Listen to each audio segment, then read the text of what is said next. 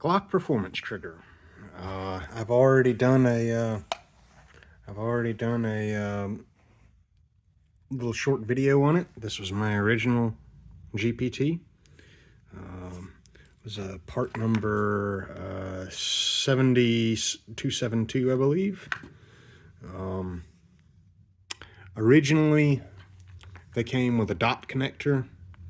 They were only authorized for Gen 5 Glocks in 9mm, and they were rated at about 4 pounds. I think actually they came out to closer to 3.5. At least that's what I measured.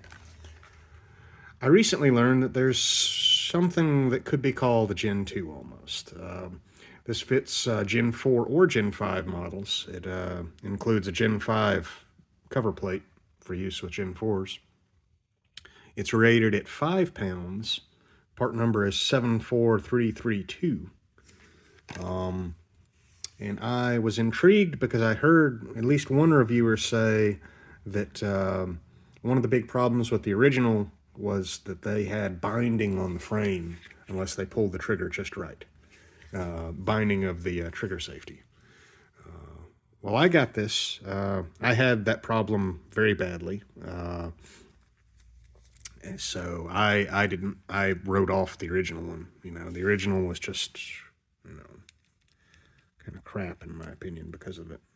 But, you can see here, it's a little bit reluctant to fully depress. Interestingly, the trigger shoe and the trigger housing mechanism seem to be the same part number. But the only thing I can tell is this one, the spring on the new one, trigger safety spring, seems just lighter, so it depresses easier. But so far I like it. Through the magic of editing, I will install it and show you how it works. Okay, all back together.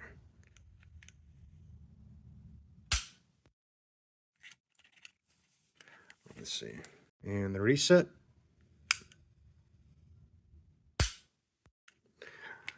I actually do think that makes a marked improvement over the factory trigger, which here we can see on the left we have the factory, we'll call it safe action trigger.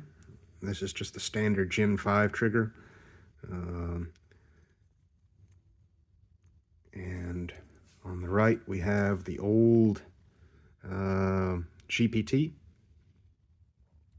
can see a few differences up front. First of all, the GPT has that round hole on the left side of the trigger mechanism housing, whereas the regular Gen 5 does not. Instead, you have sort of this Y-shaped mark. Trigger shoe is a little bit differently shaped. It's more curved on the safe action trigger than it is on the performance. But safe action trigger is obviously more time tested. It's also simpler. It is the safe action, for anyone that doesn't understand, who is not aware, is more or less double action. The striker, or firing pin as Glock likes to call it, sits at about 5% cocked when it's at rest, and pulling the trigger on the safe action continues to cock it the other 95% before releasing it. Whereas the performance trigger is a single action. It holds the firing pin 100% cocked, and all pulling the trigger does is drop the striker. Theoretically, the safe action is a little bit safer, particularly if you combine it with the striker control device, I think it's called, by Lang & Tactical. It's a rear cover plate that allows you to pin the firing pin in place while reholstering, emulating the action of a double action pistol while you're holstering it. But other than that, I'd say the performance trigger is definitely a better feeling trigger. On the new model that is 5 pounds, The difference between the factory trigger, safe action trigger, and the performance trigger is somewhat subtle. There's not much of a weight difference, but somehow it is just much crisper and cleaner feeling. It's difficult to describe, but easy to feel.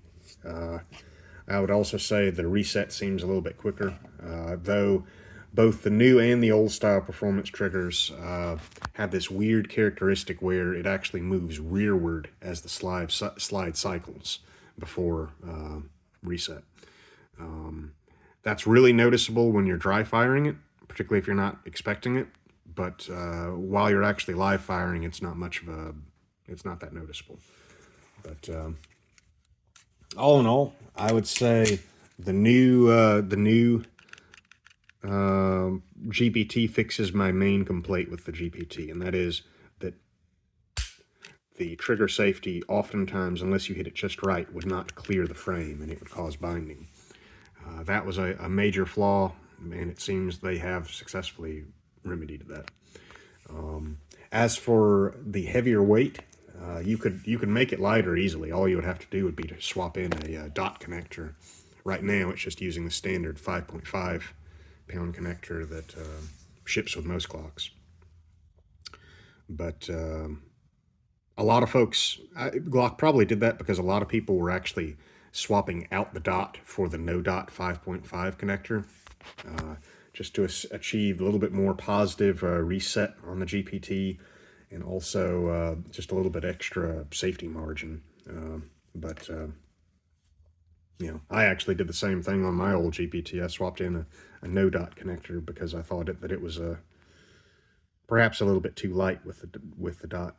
So the new version that's 5 pounds, I'd say, is a market improvement. And the fact that you can use it on Gen 4 Glocks, that's just an added bonus. So have a nice day. Bye.